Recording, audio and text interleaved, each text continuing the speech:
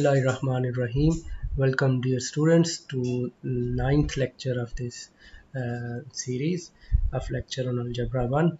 Today we will discuss about linear dependence and linearly independent vectors in a vector space.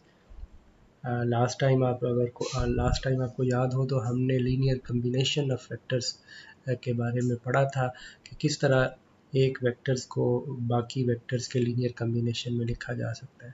तो आज हम इसको extend करेंगे और हम ये देखेंगे कि we will consider the question of whether the vectors in a given set are interrelated in the sense that one or more of them can be expressed as a linear combination of other.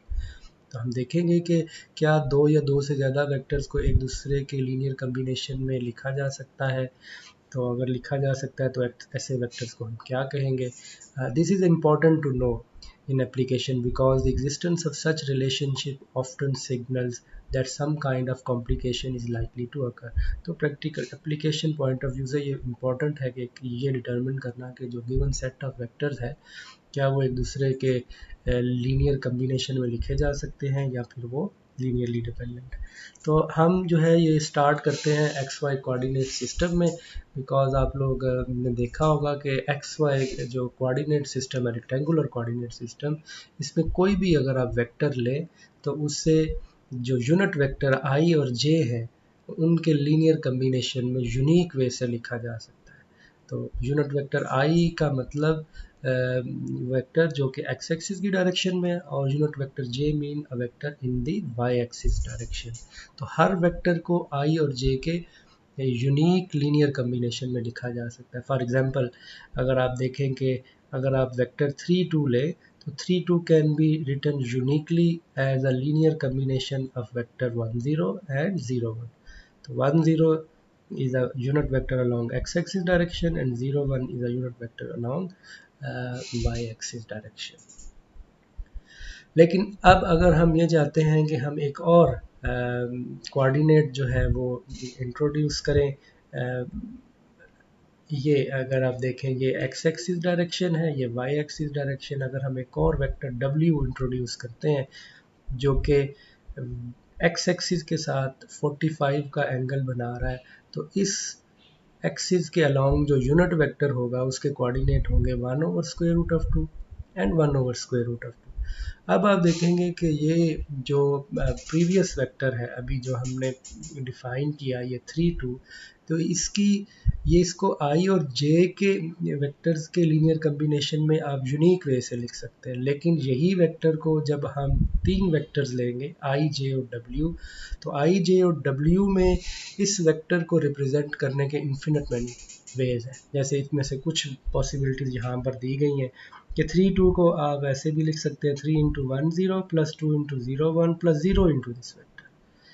ठीक है, इसी तरह एक और वे ये है, इसी तरह थर्ड वे ये। तो इस तरीके से आपके पास इन्फिनिट मैनी वे।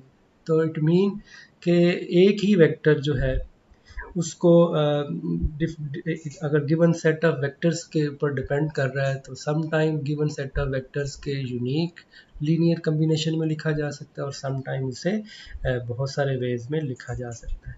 तो यहाँ से फिर हम ये डेफिनेशन करते हैं कि ये ऐसा कब होगा। तो सपोज S जो है वो हमारे पास एक सेट है जो कि वेक्टर स्पेस V जो है उसका सबसेट है, इसके coordinate suppose v1 v2 and vr। तो हम कहेंगे कि set S is linearly independent set if no vector in S can be expressed as a linear combination of the other. अगर तो सेट S का हर एलिमेंट जो है उसको किसी और वेक्टर्स के बाकी वेक्टर्स के लीनियर कम्बिनेशन में हम ना लिख सकें तो हम कहेंगे कि वो लीनियरली इंडिपेंडेंट है। अगर कोई एक भी वेक्टर ऐसा मिल जाए इस सेट एस में जिसे बाकी वेक्टर्स के लीनियर कम्बिनेशन में लिखा जा सकता है तो हम कहेंगे कि वो लीनियरली डिपेंडेंट है। अब ये जो थ्योरम है, अब प्रैक्टिकली जब हम देखते हैं तो प्रैक्टिकली अगर हमें ये चेक करना हो कि set of vector linearly dependent है या इंडिपेंडेंट, तो उसके लिए ये थ्योरम जो है ये बहुत यूज़फुल है। ये हमें बता रहा है कि set of vector is linearly independent if and only if the only coefficient satisfying the vector equation. इस इक्वेशन जो है इसमें के आई स्केलर है। इस वेक्टर इक्वेशन का सोल्यूशन सिर्फ उसी वक्त पॉसिबल है जब ये scalars k1 k2 and k r is equal to 0। तो ये थ्योरम हमें एक एफिशिएंट वे बताएगा कि आपने सेट ऑफ वेक्टर्स को लीनियरली डिपेंडेंट या इंडिपेंडेंट कैसे प्रूफ करना है। अगर तो वेक्टर इक्वेशन कोई भी सेट ऑफ वेक्टर हो तो उसके कॉरिस्पॉन्डिंग हम ये वेक्टर इक्वेशन लिखेंगे, इसको इक्वल टू 0 रखेंगे। अगर इस वेक्टर इक्वेशन का सिर्फ ट्रिवियल सोल्यूशन एग्जिस्ट करेगा, ट्रिवियल सोल्यूशन मीन के जब स्केलर 0 देखें, जब स्केलर 0 होंगे तो फिर तो ये लाजमन 0 हो जाएगा। तो अगर तो इस वेक्टर इक्वेशन का सिर्फ ट्रिवियल सोल्यूशन एग्जिस्ट करेगा तो हम कहेंगे कि वेक्टर्स लीनियरली इंडिपेंडेंट है। अगर इसका ट्रिवियल सोल्यूशन एग्जिस्ट ना करे तो फिर वो लीनियरली डिपेंडेंट है। हम ये कुछ एग्जांपल्स की मदद से ये इस कॉन्सेप्ट को समझते हैं। तो पहली एग्जांपल जो है वो हम आर एन में देखेंगे। तो आर एन में जो हमारे पास स्टैंडर्ड यूनिट वेक्टर्स हैं वो ये हैं E1, E2 and up to so on En। E1 जो है वो वेक्टर है along x1 axis, E2 along x2 axis, similarly En जो है वो along the nth coordinate axis. तो ये जो है हमारे पास स्टैंडर्ड यूनिट वेक्टर्स हैं और ये सारे के सारे ये लीनियरली इंडिपेंडेंट सेट है। तो ये हमारे पास स्टैंडर्ड यूनिट वेक्टर्स हैं और ये हमेशा लीनियरली इंडिपेंडेंट होंगे। इसको समझने के लिए हम R3 में अगर देखें तो R3 में जो unit vector along x axis है उसको हम I से डिनोट करते हैं। अलोंग y एक्सिस जो यूनिट वेक्टर है वो j है, मतलब इसकी मैग्नीट्यूड 1 होती है और इसकी डायरेक्शन अलोंग y एक्सिस है। इसी तरह ये वेक्टर जो k है इसकी डायरेक्शन अलोंग z एक्सिस है और इसकी मैग्नीट्यूड 1 है। तो ये तीन वेक्टर, तो हर वेक्टर को i, j और k के लीनियर कम्बिनेशन में हम लिख सकते हैं। अब इसके प्रूफ कैसे करेंगे?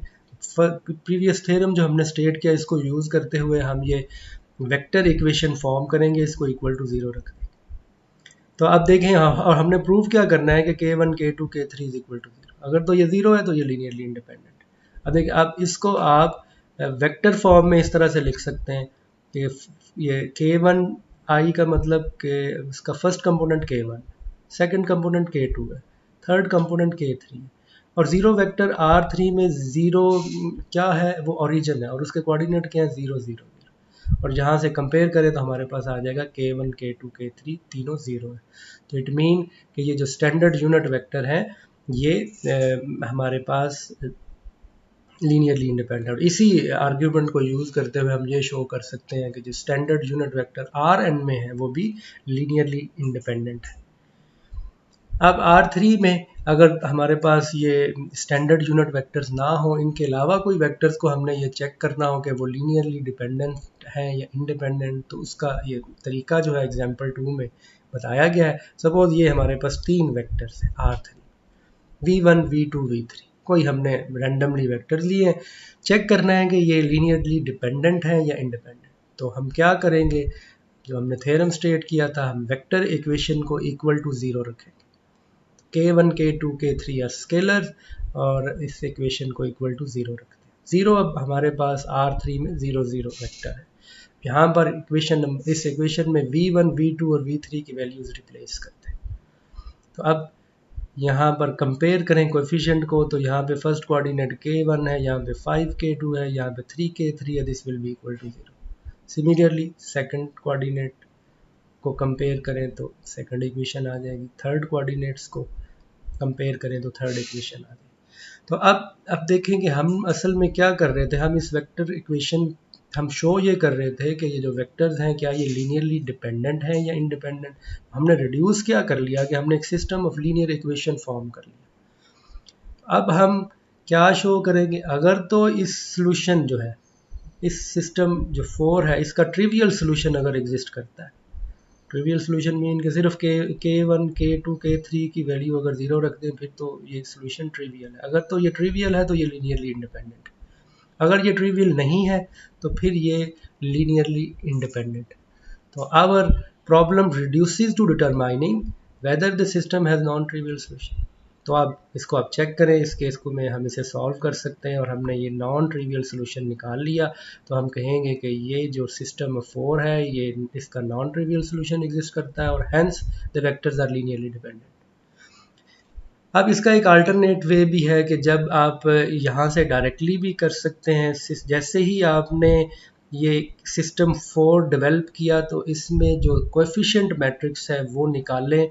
अगर उस कोएफिशिएंट मैट्रिक्स का डिटर्मिनेंट 0 है तो हमारे पास नॉन ट्रिवियल सोल्यूशन एग्जिस्ट करेगा। अगर उसका डिटर्मिनेंट नॉन ज़ीरो है तो हमारे पास सिस्टम 4 का सिर्फ ट्रिवियल सोल्यूशन एग्जिस्ट करेगा। तो इस तरीके से हम जो है ये चेक कर सकते हैं R3 में, इवन Rn में, कि सेट ऑफ वेक्टर्स की लीनियरली डिपेंडेंस। आप सेट ऑफ वेक्टर्स जो हैं उनको आपने रिड्यूस कर लिया सिस्टम ऑफ लीनियर इक्वेशन में। अगर R3 में है तो सिस्टम ऑफ 3 लीनियर इक्वेशन होगी, अगर Rn में है तो system of n linear equation. तो वहाँ से आपने ये चेक करना है कि सिस्टम ऑफ इक्वेशंस का ट्रिवियल सोल्यूशन अगर एग्जिस्ट करता है तो फिर वो set of vector linearly independent है, अदरवाइज वो लीनियरली डिपेंडेंट है। अब उसको फर्दर चेक कैसे करेंगे? आप कोएफिशिएंट मैट्रिक्स लेंगे। अगर कोएफिशिएंट मैट्रिक्स का डिटर्मिनेंट 0 है तो नॉन ट्रिवियल सोल्यूशन एग्जिस्ट करता है, अगर डिटर्मिनेंट नॉन ज़ीरो है तो ट्रिवियल सोल्यूशन एग्जिस्ट करता है। इसी को हम एग्जाम्पल 4 में दोबारा, एग्जाम्पल 3 में दोबारा R4 में देखते हैं। अब देखें R4 में ये हमारे पास तीन वेक्टर्स हैं, V1, V2, V3। अगेन इनकी लीनियर इंडिपेंडेंस चेक करनी है तो इस वेक्टर इक्वेशन को इक्वल टू 0 रखें, V1, V2, V3 की वैल्यूज पुट करें, यहाँ से सिस्टम ऑफ 4 लीनियर इक्वेशन बन जाएगी। क्योंकि अब 0 वेक्टर जो है वो हमारा R4 में है, R4 में जो 0 वेक्टर है उसके कोऑर्डिनेट 0, 0, 0 है। अब इसको, इस जो सिस्टम ऑफ इक्वेशन है इसमें ये आप डायरेक्टली भी सॉल्व कर सकते हैं, अदरवाइज कोएफिशिएंट मैट्रिक्स निकाल लें और आप देखेंगे कि कोएफिशिएंट मैट्रिक्स जो है उसका डिटर्मिनेंट नॉन ज़ीरो है तो हम कहेंगे कि इसका ट्रिवियल सोल्यूशन ही एग्जिस्ट करता है। और वो ट्रिवियल सोल्यूशन क्या होगा कि जब k1, k2 और k3 की वैल्यू 0 है। तो इट मीन कि हमारे पास जो गिवन वेक्टर थे ये लीनियरली इंडिपेंडेंट है। तो हमने सबसे इम्पोर्टेंट जो फैमिली थी वेक्टर स्पेस की वो Rn थी। अब उसके बाद हम ये वेक्टर स्पेस Pn हमने पढ़ी थी, तो set of polynomials of degree less than equal to n। तो इसमें ये जो वेक्टर्स हैं, अब इसके पे जो 1 जो है वो पोलिनोमियल है असल में, जिसका डिग्री 0 है, x is the polynomial of degree 1। तो यहाँ पर जो वेक्टर्स हैं वो असल में पोलिनोमियल। तो ये जो सेट ऑफ वेक्टर्स है जिसमें ये एलिमेंट है 1x square up to so on xn, ये लीनियरली इंडिपेंडेंट है। तो ये भी स्टैंडर्ड इसके लीनियरली इंडिपेंडेंट सेट हो गए। आपको याद होगा कि लास्ट लेक्चर में हमने ये शो किया था कि ये सेट जो है ये वेक्टर स्पेस Pn को स्पैन भी करते हैं। तो अब यहाँ पर फर्दर हम ये भी शो कर रहे हैं कि ये लीनियरली इंडिपेंडेंट भी है।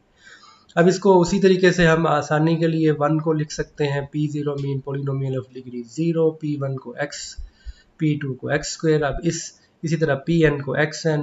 अब इन सब को स्केलर से मल्टीप्लाई करें और इक्वल टू 0 रख दें। हमने प्रूव करना है कि ये स्केलर सारे के सारे 0 हैं। तो अब यहाँ पर वैल्यूज़ रिप्लेस करें, P0 की वैल्यू 1 है तो ये हमारे पास अलजेब्रिक इक्वेशन आ जाएगी डिग्री n की। तो हमें पता है कि अगर एक पोलिनोमियल हो, अलजेब्रिक पोलिनोमियल हो जिसकी डिग्री n हो, तो उसके n ही रूट्स होती हैं। तो इट मीन कि ये फिर a0, a1, a2, an must be equal to 0। तो अगर ऐसा नहीं होगा तो otherwise the left hand side of the equation would be a non zero polynomial with infinite many roots. तो इस वजह से ये जो है a0, a1, a2, an जो है वो लाजमन इक्वल टू 0 होंगे। तो vector space of polynomial of degree less than equal to n जो है उसमें हमारे पास जो स्टैंडर्ड वेक्टर्स, स्टैंडर्ड जो हमारे पास लीनियरली इंडिपेंडेंट सेट है वो कंसिस्ट करेगा इन वेक्टर्स पे। ये स्पैनिंग सेट भी होते हैं और ये लीनियरली इंडिपेंडेंट भी होता है। अगेन पॉलिनोमियल्स में अगर हम इनके अलावा ये जो स्टैंडर्ड वेक्टर्स है इनके अलावा कोई और पॉलिनोमियल को अगर चेक करना चाहते हैं कि क्या वो लीनियरली इंडिपेंडेंट है या इंडिपेंडेंट, तो हम क्या करेंगे, सबसे पहले एक वेक्टर इक्वेशन फॉर्म करेंगे और फिर रिड्यूस कर लेंगे एक प्रॉब्लम को reduced to determining whether a certain set of vector in Rn is linearly dependent। तो हमने वेक्टर्स को इस प्रॉब्लम को रिड्यूस कर लिया Rn में।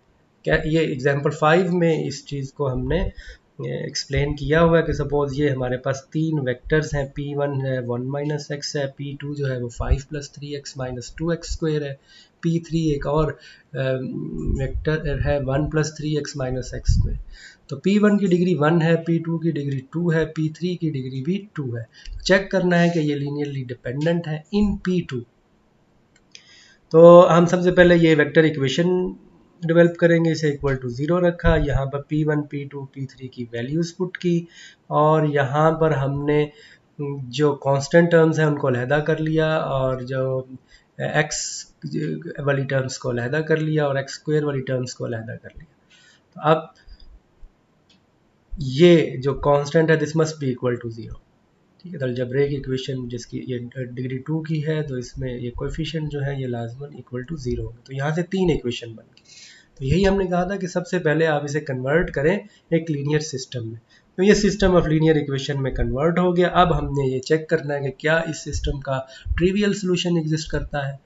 तो अगेन क्या करेंगे, कोएफिशिएंट मैट्रिक्स लेंगे, अगर उसका डिटर्मिनेंट 0 है तो फिर इसका नॉन ट्रिवियल सोल्यूशन एग्जिस्ट करता है, अगर डिटर्मिनेंट नॉन ज़ीरो है तो फिर इसका ट्रिवियल सोल्यूशन एग्जिस्ट करता है। और यहाँ पर आप ये चेक कर सकते हैं कि ये इसका डिटर्मिनेंट 0 है और इस वजह से ये लीनियरली डिपेंडेंट है।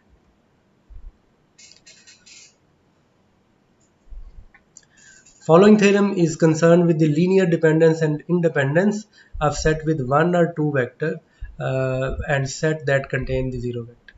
तो ये थ्योरम जो है इसमें ये एक जब सेट में हमारे पास सेट में एक एलिमेंट हो या दो एलिमेंट हो, तो ये इस थ्योरम की मदद से हम आसानी से बता सकते हैं कि वो सेट जो है वो लीनियरली डिपेंडेंट होगा या इंडिपेंडेंट। तो अगर तो एक सेट जो है उसमें सिर्फ एक ही एलिमेंट है और वो एलिमेंट 0 है, तो फिर वो लाजमन लीनियरली डिपेंडेंट होगा। और ऐसा वेक्टर जिसमें सिर्फ एक एलिमेंट है लेकिन वो एक एलिमेंट 0 नहीं होना चाहिए, तो हर नॉन ज़ीरो वेक्टर वो लाजमन लीनियरली इंडिपेंडेंट होगा। अगर सेट में सिर्फ एक ही एलिमेंट है और वो 0 नहीं है तो फिर वो लाजमन लीनियरली इंडिपेंडेंट होगा। और अगर सी पार्ट हमें बता रहा है कि अगर एक सेट में दो वेक्टर्स हों तो वो फिर लीनियरली इंडिपेंडेंट है, तो इट मीन के उनमें से कोई भी एक दूसरे का स्केलर मल्टीपल नहीं। अगर एक वेक्टर दूसरे का स्केलर मल्टीपल है तो वो लीनियरली डिपेंडेंट हो जाए। ये सिंपल सा प्रूफ है, आप ये चेक कर लीजिएगा। एग्जाम्पल 6 जो है उसमें फंक्शन की लीनियर डिपेंडेंस के बारे में बताया गया है। अगर दो फंक्शन है, अगर एक फंक्शन हमने x ले लिया और दूसरा sin x ले लिया, तो लीनियरली इंडिपेंडेंट वेक्टर्स हैं, बिकॉज x और sin x जो है वो एक दूसरे के एक दूसरे के स्केलर मल्टीपल नहीं है, इस वजह से ये लीनियरली इंडिपेंडेंट है। लेकिन अगर हम फंक्शन ये ले लें sin 2x and sin x cos x, अब sin 2x हमें पता है 2 sin x cos x के इक्वल है, इट मीन कि G2 जो है वो G1 का स्केलर मल्टीपल है, तो इट मीन के G1 और G2 जो है वो लीनियरली डिपेंडेंट। तो दो वेक्टर्स हों तो उनको चेक करने का आसान तरीका है कि आप देख लें कि क्या वो एक दूसरे के स्केलर मल्टीपल है। अब इसको हम ज्योमेट्रिकली इन फिगर्स में देख सकते हैं कि अगर तो हम R2 हो या R3 में अगर हमारे पास दो वेक्टर्स हैं, जैसे ये वेक्टर फर्स्ट फिगर में दो वेक्टर्स V1 और V2 को हमने देखना हो, ज्योमेट्रिकली देखना हो कि अब क्या ये आपको कहा जाए बताएं इन फिगर से कि ये वेक्टर्स लीनियरली डिपेंडेंट हैं या इंडिपेंडेंट, तो हम कहेंगे कि ये जो फर्स्ट फिगर में V1 और V2 है ये लीनियरली डिपेंडेंट है। क्यों?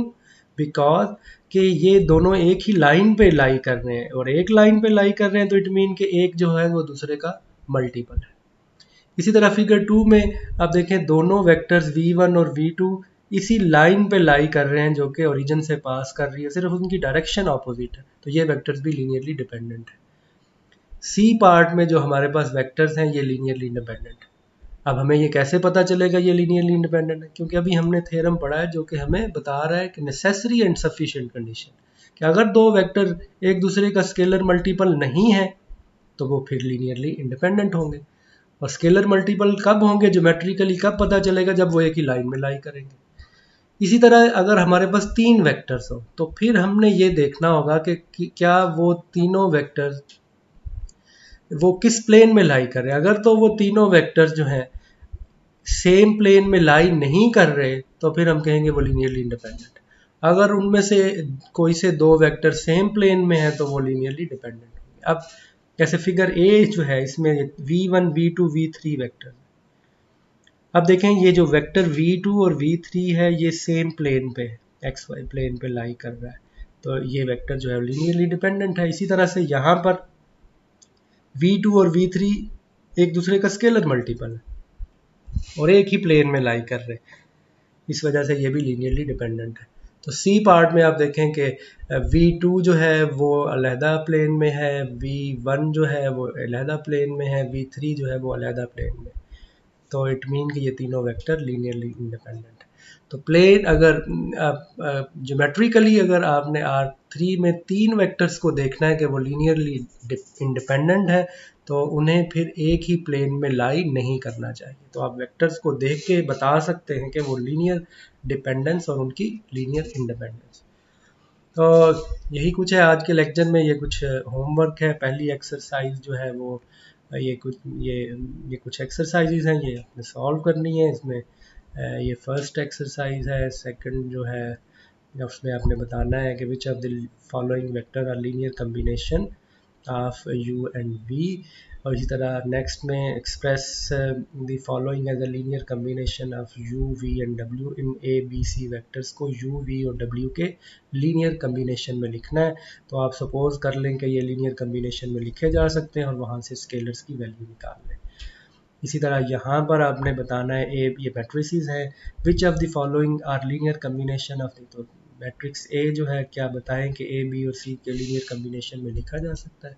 तो ये लास्ट लेक्चर में हमने बताया था से कि किस तरह से ये चेक करते हैं। इस तरह ये एक्सरसाइज है, ये भी आपने, ये तीन एक्सरसाइज है। In each part determine whether the vector span R3, क्या यह स्पैन करता है। इसी तरह यहाँ पर आपने चेक करना है। और कुछ एक्सरसाइजेज, ये फर्स्ट एक्सरसाइज के में आपने यहाँ पर बताना है कि whether the three vector lie in a plane. Second में भी आपने यही चेक करना है कि क्या three vector lie on the same line, और show that the three vectors v1 v2 v3 form a linearly dependent set. तो ये चीज़ जो है यहाँ पर आपने करनी है। तो यही आज के लेक्चर में है।